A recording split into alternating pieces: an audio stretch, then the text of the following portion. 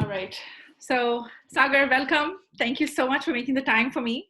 As you know, Anytime. I started my blog this week, started writing about my experience with accessibility and my journey, called The Accidental Ally. And thank you for your feedback and for reading it and for the positive reinforcement. It's Um, it's it's very good. I kind of took like inspiration from you, and that's why I wrote my earlier. I was thinking that I have my domain sagarbarbhaya.com, mhm. and I will be posting in that one. Yep. But then I thought there are a lot of people, lot of traffic comes in through Medium.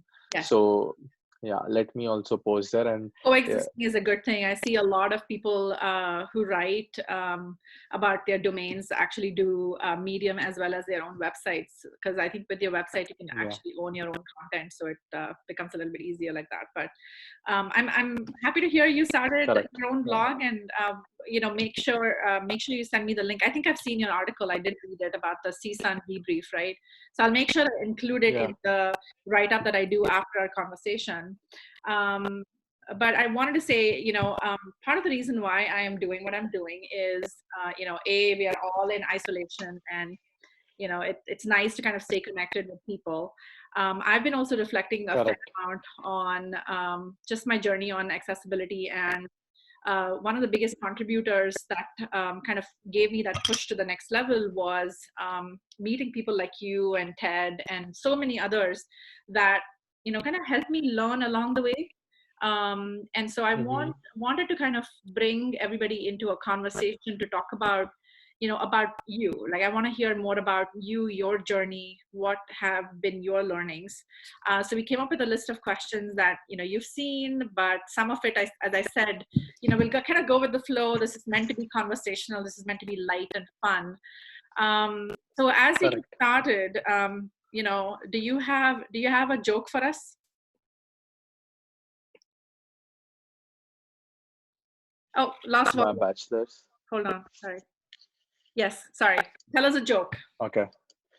It's very funny story. When I was doing my bachelor's, Uh-huh. people used to call me PJ, which is like Pakao joke. So like I used to be the one who would What is crack like Patawa all joke lame. for people who don't understand Hindi? It's all lame jokes, like very lame. Like you cannot even think that lame.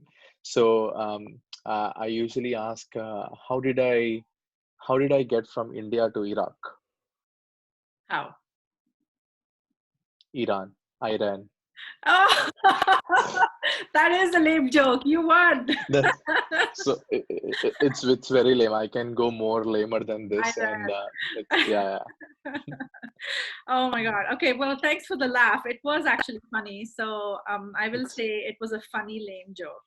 Um, Agar, tell us about you, and not the general response we give to people when they ask us, tell us about you. I wanna hear from you what your friends and family would say about you. awesome. So my I am really a mama's boy. Like even though I know that if my mom is wrong in the argument with my dad, even I will take her side, and my each and every friend knows that I'm like a huge proud mama's boy, Uh-huh. and Is that also uh, your Tinder profile? she's like you have to bring girl from of my choice and everything. So yeah, I hope this is not going on the vlog. Everything is. I Yeah, told you it's unfiltered. yeah. Okay, And what else I'm will an they tell us? extremely family person. If given me a chance to hang out with my friends and hang out with my family, I would definitely choose like a family. A lot of people tell me happy-go-lucky person. I'm very socialistic. I really like talking to people like you. Like I know you are very socialistic. You like to make friends. You like to make connections. So more like that. And recently, after I came to US, I am a little bit addicted to traveling. So luckily at Intuit, I get to travel to different locations like San Diego and Plano. So I make it a point that I'll spend a weekend there and just see what I can explore in my leisure travel. Mhm. And other than that, I'm a really good cook. And my friends called me Bhukkad, which is also like the person who keeps eating food in India.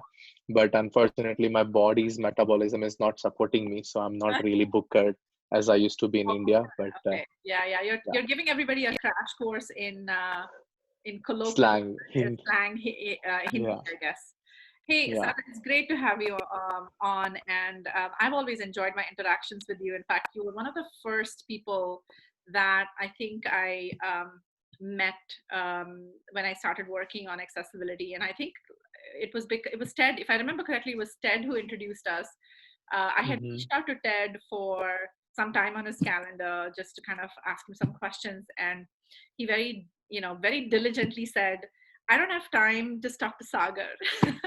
Oh, is this? I'm, I'm glad he did that, because I think Yeah. that you kind of came to the conversation with I'm here to to share what I know, and I'm here to Mm-hmm. um, help you guys out. And I think having you as part of the conversation also motivated a lot of engineers on our team, and you've interacted with a lot of them.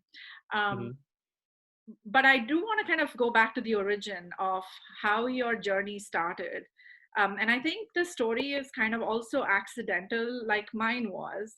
Mm-hmm. So tell me about your accidental ally story, where, how did you become an accidental ally for accessibility? Cool. So I'll just give the brief overview about my past experience. So basically, I did my bachelor's in India, and after I did my bachelor's, I did not get any experience in India. I directly came to US to do my master's in computer science, and Intuit was my first company where I started doing internship. So at RIT, where I went, like Rochester Institute of Technology, for my master's program, we had this co-op program which was like 6 or 8 months of long internship, where for the whole semester you can go and you can get an experience Right, in corporate. right. And Intuit supports co-op program. So I gave interview, I got selected, and I was moved to San Diego office for TurboTax. So in that one, I was working on a free file fillable forms product, which is like an ally with Intuit and IRS, and we give this product to IRS. And In that one, the last 2 months or maybe 1.5 month, I was telling my manager that I want to learn something new, because internship is the time when you can really make out that where is your career path going to be. Mhm. So I worked on front end, I worked on back end, performance engineering. So my manager told me, okay, there is one story on accessibility. Do you want to pick that up? And I said, let me see.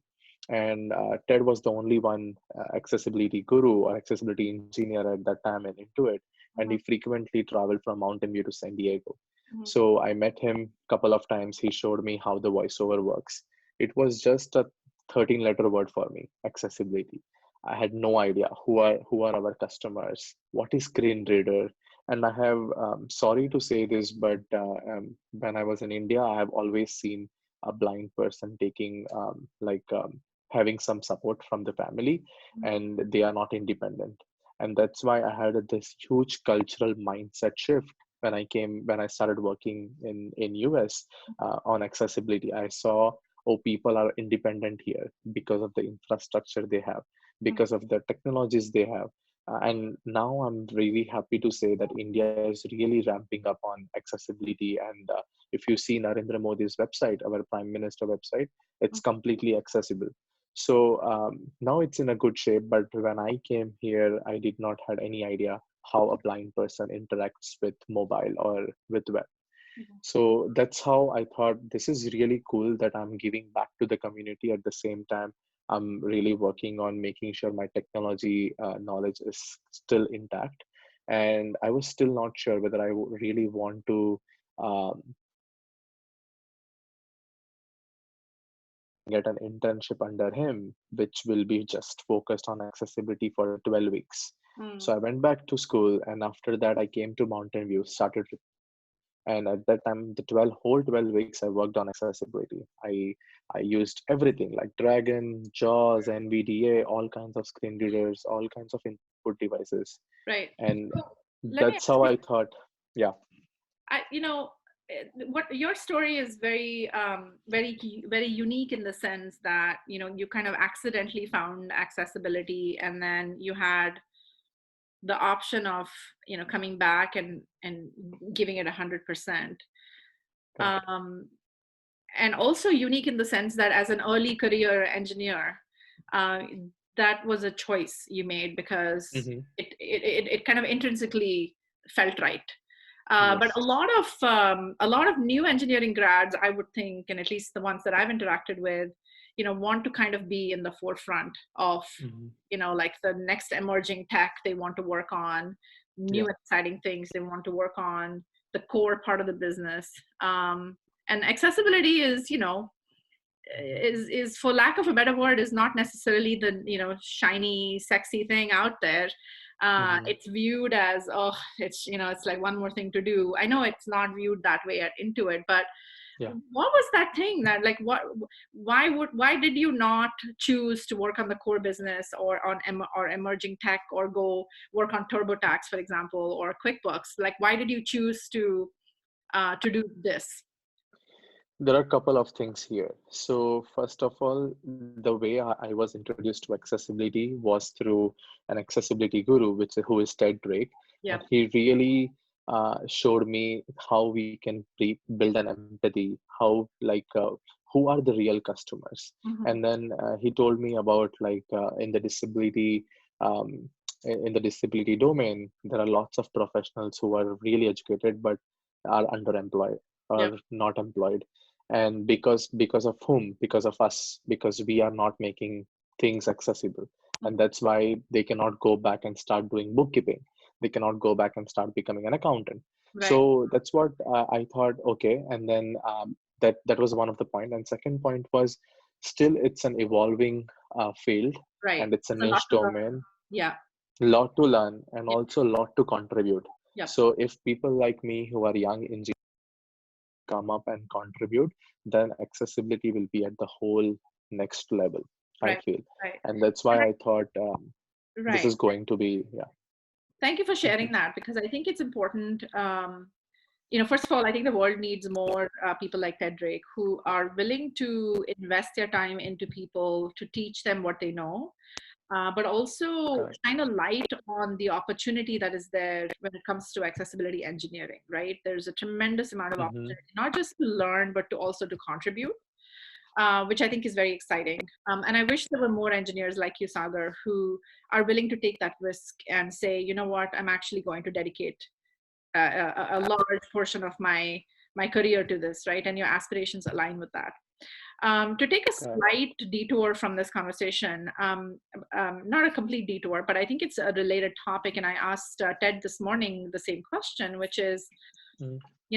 you and I are both have similar backgrounds in the sense that we were not born in the U.S. We came here, to build a life, right? And we came here to study and work. And I'm a little bit older than you, so I have been here a little longer. Yeah. We've had kids here, and we've raised children, and had, have built a life here. So this is home. Hmm. So in that light, I'm interested to hear from a person who has been in the U.S. A short number of years, right? Just a few years for you. What Six does years, yeah. 6 years? What does inclusion mean to you, Sagar, in today's environment? Definitely, I would really sum up this into one word, is independence. Inclusion really means independence to me. So that Mhm. means no matter what your abilities are, you should be still independent to use any technology, any website, any software Yeah. with in the same way any able person is using it. Yeah. Yeah. Yeah. I I told someone earlier today that to me what inclusion means is, it means a lot of things, but I think equal opportunity. Because I came Hmm. here when I was very young, so didn't have the confidence to be able to do certain things that I was given the opportunity to do. And if it wasn't for someone else actually saying, no, you can do this, I don't Yeah. think I would be where I am. And I think also with accessibility, if it wasn't for people like you and Ted and some other folks that were super supportive, I don't Hmm. think that I have I would have made the amount of progress that I've made over the last couple of years. So having said that, Sagar, as a young talented engineer who is working on accessibility day in day out for a Fortune 500 company like Intuit, hmm what are three things that you do every day that are very specific to accessibility? And I mean, I only said three things, but you can tell me like one thing or five things. It doesn't matter. But what are some things that you do like daily? So, on a day-to-day basis, especially in work, my main job is to make sure that most of my employees understand accessibility from an empathy perspective and not from the lawsuit perspective. That was my biggest thing when I started working on accessibility. Ted told me saying that we don't want engineers to get scared because of lawsuits or anything. We don't want to go to that wrong path. We just want to make sure that they understand what is to be in the customer's shoes and how it is difficult, and there are still customers out there. Yeah. Second is definitely I'm a huge fan of like reading blogs, Twitter. As I told you, like accessibility community is really active on Twitter. Yes. Yes. It's and that's where I get most of my information on like what all other companies are doing, and I get some ideas from there as well. Mm-hmm. And third is like I'm leading an employee resource group, which is Intuit Abilities Network in Bay Area, Mm-hmm. where our main focus is to make sure that we hire people with disability. We have a talent and acquisition meetings, closed door meetings with human resources to Mm-hmm. make sure that we have the enough perks for our employees who have a family member with disability. And I constantly look for making Intuit a better place for people with disability or for employees who have a family members with disability. Mm-hmm. And now my main focus in the last few months is on the mental health, Mm-hmm. because that is one disability which is like really has a lot of stigma attached to it, and Yeah. I want to make sure that it's okay to be not okay. Yeah. Yeah. You and I have had some really interesting conversations about this. Um, Kudos to you for staying on top of that. Mhm. Specific to your advice for other accessibility professionals, and you've been a tremendous resource for me personally, in terms of a go-to person when I have questions, and I know I've kind of bombarded Mhm. you with emails sometimes. um, what are some must do's, and we can make this very specific to developers if that is where that's where you kind of want to focus, or just any accessibility professional. What would you say are three things that everyone must do, and then three things to avoid? Uh, Definitely, first things must do is like practice what you preach for. So basically, if you are like saying that you are an accessibility professional, and if you are writing a blog, or if you are making a website, make sure that your website is accessible. There are Hmm. a lot of times it happens that people upload the pictures without adding an alternate text. Hmm. But like I have some friends who are on my friends list on Facebook who are like blind and use a screen reader, so that's what I do. Whenever I upload an image, I make sure that I add a proper alternate text so that whatever I am outside the work, I'm also doing that in the real life. And that's what one of the most important thing is to do, practice what you preach for. And another is like definitely to share out like what you are doing, what your company is doing. Because when we started accessibility journey, Ted was the only one, but when I came in, I had enough resource with me who was dead rate. So I did not find any problems. But there are still out companies out there who are still ramping up on accessibility. And that's why I always say to each and every company that if you need any kind of support, let us know. We will be happy to help, because it's not about like winning as a company. It's about winning as a world to make a better place or to make it accessible to everyone. You are living the values, so Hmm kudos to you for doing that. I think that's often forgotten, I think, in this space. Correct. So thanks for the reminder on that. I do want to actually kind of zero in on something you said to me in a conversation, I think at CSUN, where you mentioned earlier that it's important to share. And I think you said that as a young engineer, you were very shy when it came to, um, public speaking, Speaking. and Yes. giving presentations, and extremely nervous about that, even though you had the domain expertise. And now you are a, two-time, three-time CSUN presenter, have multiple Mhm. presentations out. You're a voice on LinkedIn. You're now publishing your blog. You have your own website, and you're now being interviewed by me. So you've reached celebrity status. Yes. How What should I did say? a shy engineer from India become this public speaking guru? Like, what happened? So, TED, since TED is an Intuit global accessibility leader, what happened was like we are part of boot camps. So at Intuit, when a new college grad joins Intuit, they are gone through the series of boot camps where we have security testing boot camp and React testing boot camp and etc. And we participate in that one because we want to make sure that any new employee who comes, they understand what is accessible development, what is accessibility. So Ted usually used to do that, but once when I started working on it, he had to travel to Canada, and he said, "Okay, my team member will do this." And I was like, He "Ted, didn't ask you I, though. huh? He didn't ask you. You just said you're doing it. Yeah, yeah." He said, "You're doing it." And then in the season also, first season, which was in 2015, I participated. He said, "Let's submit this paper," and I thought it's just about submitting the paper and talk and everything. I was not thinking about it.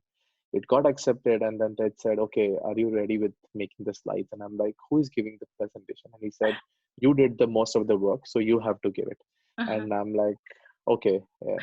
So what happened was like he started putting me in the fire, and it was on me how to deal with it.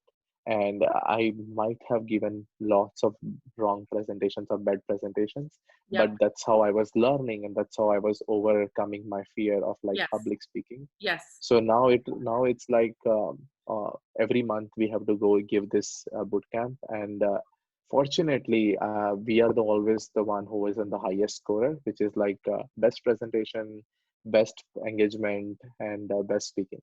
That's awesome. So yeah, so that's how I I bring this started up learning it. because I bring this up because I've worked with a lot of engineers in the last how many ever years I've worked as a product manager, and I have a lot of friends who are engineers, and one of the things that I hear often is they are being asked to not just improve their technical skills, but also work on presentation skills, because it's important to kind of communicate what you're working on, communicate the importance of following a certain path. And sometimes it's important to have good communication skills so you can argue with your Correct. product manager and debate and have a healthy conversation around what is the right approach, right, in terms of building great experiences for your customers. And that's Hmm. a healthy dynamic to have in any team. The reason why I asked this question is because I made an observation at CSUN that your team was actually videotaping each other's presentations. And I think that when you and I spoke after, you said it is one way of getting better at giving Hmm. presentations. And Correct. I thought that that was pretty cool that um, the Intuit team that was there presenting had engineers at the forefront giving these presentations. And one of the things that also we spoke about at SAMS was having engineers do demos for the executive Hmm. teams and do the presentations, because oftentimes you see mostly product managers like me doing the talking. And yeah, Yeah. we're good at what we do, but at the same time it's important for engineers to step up and speak about accessibility and be the voice of accessibility within the developer community. That's Correct. when I think a lot of success comes, is when developers hear other developers talk about accessibility. So using that as a segue for the next question, I Hmm. think it's time for us to bust some myths about engineering and accessibility, and engineers specifically, engineer mindset. Are you ready? Hmm. Yes. One of the most common myths I've heard is engineers don't care about accessibility. Care to comment on that? That's wrong. I would say that's wrong because start giving engineer the same empathy you have received, and then you see how engineer can be really good asset for you in terms of accessibility. Mhm. And one more myth is like a lot of time people say that engineers want to roll out new changes very frequently, and that's why they miss on accessibility. It's not about that, because if you see, they are doing everything right, but Hmm. there are some things which they are not aware of, and it's really a niche domain. So like adding aria attributes, or they might be not aware. It's just like adding what aria hyphen hidden equal to something xyz, but then it might really make a huge impact that they are not aware of. So Hmm. if you give them an empathy, and if they do not still develop in that way, Yeah. then it's a different story. But I Um, have seen personally, because I have been giving this training frequently, and engineers do like uh, making an accessible development. Also, I think that a very big piece of that is education and awareness. Um, Hmm. and I Correct. recall at SAMS, I would host a lot of these lunch and learn, like the brown bag lunch sessions, and almost 100% of my audience would be from engineering. 100%. Yeah. And Hmm. we would work very hard to get product and design people to show up, and there would be occasional visitors, but almost always the engineering community was very interested and hungry to learn. So the fact that and the statement engineers don't care about accessibility is actually not true. Not true, um, yes. Engineers are the only people who can fix accessibility problems. Nope. It's everyone in the company. Everyone in the company should be responsible for making sure that whatever product we are delivering, it's Yeah. accessible. Right So when from I first started PMs. working on accessibility, sorry to interrupt you. Really quick comment on that. And the reason why I wrote the statement is when I first started working on accessibility, I felt that there was a tremendous amount of pressure on engineering, and Hmm. the common language that I heard was accessibility was viewed as just a bunch of bugs in the code, Hmm. Hmm. and engineers obviously don't like the word bugs because it means that they're Yeah. writing bad code. And so it was viewed as almost like an engineering, the responsibility lay on engineering to fix it, right? And you would Hmm. go to design and say, hey, I think we could have fixed this in the design phase, and the design team would push back and say, no, it's actually you know can be handled at the code level, so go talk to engineering, it's not a design Yeah. problem.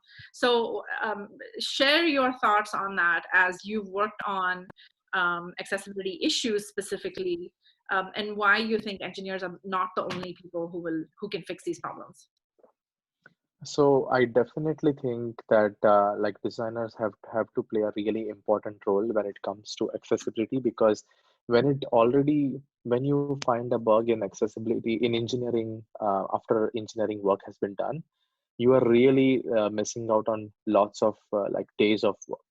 So when you start working on accessibility when you're in the design stage, at that time, it's really beneficial. Also, designers have this pushback saying that this is not our thing. This has to be done like by an engineer. That's wrong. I feel that designers should give the proper notes to engineer when they are building it on the sketch or like InVision file, saying that this will get focus on tabbing of on keyboard tab. This Okay. will be like yeah, remove this focus outline and add this focus outline. Yeah. What designers do is like remove this focus outline, and that's what engineer does. But then they forget to add that you have to add this custom styles to make your like links focusable, or like make your tabs focusable, make your buttons focusable. Mhm. So I definitely feel designers have to play a really important role. And Mhm. that's why if you see, most of the companies have accessibility org reporting to design. And like that's what we did earlier. We were part of quality, then Mhm. we were part of engineering team, because we did the shift left, Mhm. and we are doing one more shift left. And that's why we are now going, and because Intuit has started this journey of making design components which will be leveraged by most of the developers. Right. So we are now contributing a lot in the components. Yep. So it's a designer's, I would say it's everyone's responsibility, but designers should not be the one who would be pushing back, but the designers are the one who should be taking it as one more And initiating it. work Yeah. to do. Yeah, Okay, one more. Engineers don't have empathy, they only want to code. that's wrong. Like that's a myth, because if you bring a real customer in front of an engineer, like I'm telling you in writing, saying that none of the engineer would say this is not my responsibility. Everyone would say, okay, let's do this. This is what has really helped out at Intuit. Whenever we do like a lunch and learns, we try to bring a real customer, and who will be using a screen reader and who will be showing how much painful it is. So going back to this, in 2013 or in 2012, there was a lady named Dixie Sanders. We have a video on a YouTube. I can send you that video after that. It's Yep. a really powerful video. So Yep. what happened was like Dixie, Dixie got completely blind in the Yep. matter of like 2 days or three I read days. about That's this. it. You have heard about this, yeah. Yep. And she said in the video saying that I cannot go back to do the same work because the buttons are missing labels, form inputs are missing labels, Right. and I'm putting like wrong form input in the wrong text field. Yeah. That's when engineers saw that video and they said, okay, let's make this a priority and let's Yeah. do this. So after 8 months, Dixie was again, she started resuming her work because we made our QuickBooks desktop accessible. That's how powerful a customer interview can be, and it Yep. can really change the mindset. Yep. So I have one final question before we wrap up, but I have a special Yeah. guest for you who wants to ask this question. Oh, is it? Wow, so cute. This is What's her Penny name? Lane. This is Penny Lane, our new puppy. Penny, say hi. Peggy Lane. Hi, Peggy. Sagar. she's So cute. she's full of life and she has been running around. So if I was distracted earlier looking at what she was doing, she was running Yeah. around. But Oh, yeah. How old she is? she is 2 months old. Oh, 2 months old. Yeah, Wow, she just came to us so like cute. 3 or 4 days ago, but it feels like we've had her forever. Uh-huh. Say hi, Penny. Yeah, right. Sagar. Yeah. Okay, that's enough. She's also in her I saw early your, 20s. That's enough. I see. I saw your picture of Sammy. Sammy, right? Your dog, Yeah, my who, dog. We lost him yeah, yeah, uh, in July last year. He was 15 years old. 15 years old. Yeah, Yeah. and th- So that's how powerful Penny's their question for personalities you. are. Yeah, Yeah. they're very fun. So Penny, what's your question? Okay. So the final wrap up question is, um, if you had a magic wand or any kind of superpower, I don't know who your favorite superhero is, but if you had a special superpower, what would you do? What about accessibility would you change immediately? What would you do differently? I would definitely go into each and every one in the world's mind and remove the ROI thing with respect to accessibility, return on investment. Yeah, So, because a lot of times leaders, like I'm not talking about Intuit, but in general, people outside, they ask, what is the return on investment if we work on this? And I'm yeah, like, this question was asked to me in CSUN, and I said, you know what? World Health Organization said in 2016 that there are 30% people in the world who has some kind of disability, yeah, and currently it's 36%. yeah, So when you talk about ROI, I would say 36% of the people are getting affected with this change. That's how huge the yeah, market is. But yeah, first of all, you should never think about ROI, because this should be a culture. This is not like more like a more like a, what should I say, one time things to do, but it has a cultural mind change which has to be in DNA, in designer, everyone working for the company. yeah, yeah. So Sagar, continue to So inspire remove us. ROI from your head when it comes to accessibility. Couldn't agree with you more. I think Yeah, I are on the same page on that. So I want to thank you for your time. I know you're a busy guy. Really appreciate you making the time for this. Continue to thank you. inspire us, and we're only expecting great things from you. Um, and hopefully this is not the first and the last time you're on. I think one of the things that I have on my list is Definitely. to continue the conversation going, keep the conversation going. Hopefully we'll have a panel of people like you from different companies that we can bring together for Hmm. a fun chat conversation sometime in the future. Definitely. Hmm. And I think, again, I said, part of the something you said earlier really resonated with me, which is, the reason why you wanted to share your knowledge with people like me and others who have reached out to you is it's not something that you hold close to your heart. It's not just what benefits your company and your customers. This is actually for Correct. the greater good of humankind. That's the reason Mm-hmm. why you're doing what you're doing. It is the reason why you've made the career choices you've made.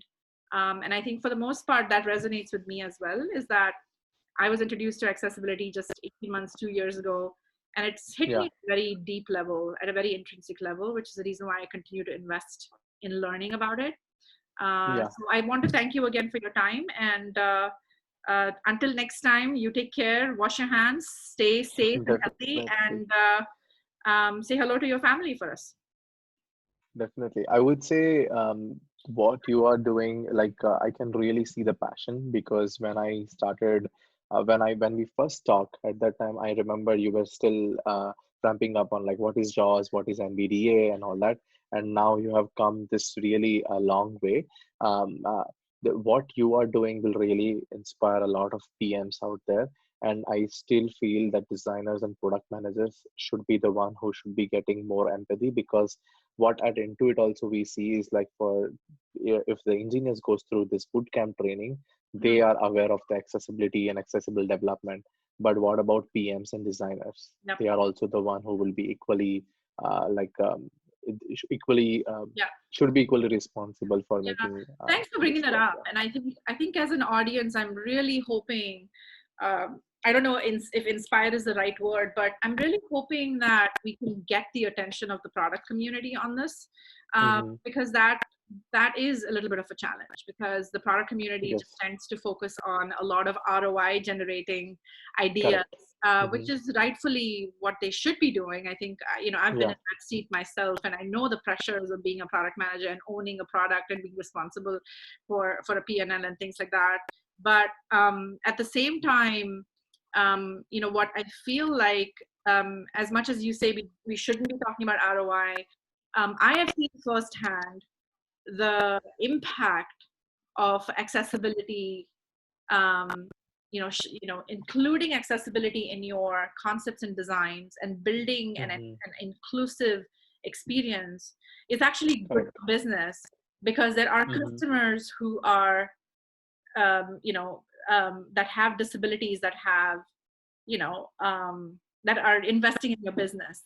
Mm-hmm. And especially at SAMS, what we found was that we have a large group of aging population that are members that have been with the Yeah. company a long time, and they all have varied levels of disability. So it absolutely makes sense to kind of keep that in mind.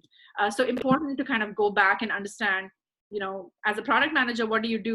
Your job is to understand your customers first, and then Mm-hmm. work through pain points and build solutions to address those pain points. So if you don't understand accessibility, what it means as a product manager is that you don't know your customers.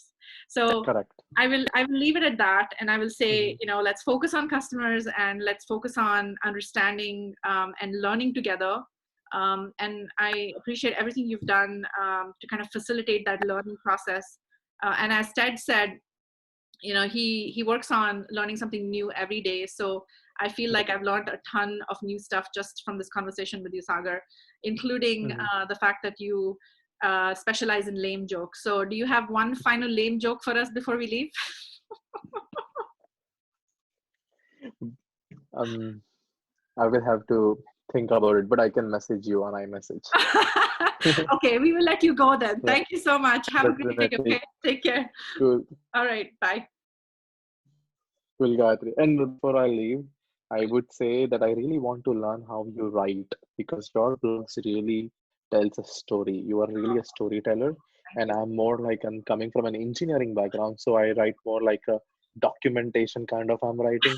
So I really so you keep publishing more blogs so that it will give me more ideas on how I can improve myself Thank you. and become a better storyteller. You're too Yeah. kind. I would say the way to be a good writer is to just tell stories. And you told me amazing stories today. I would just put that in writing. There's really no other secret to it. I'm really looking forward on how you are portraying it because I can really get an idea about that. All right. The pressure is on. Awesome. All right, Sagar. Pressure is on. Take Bye. care. Bye. Bye.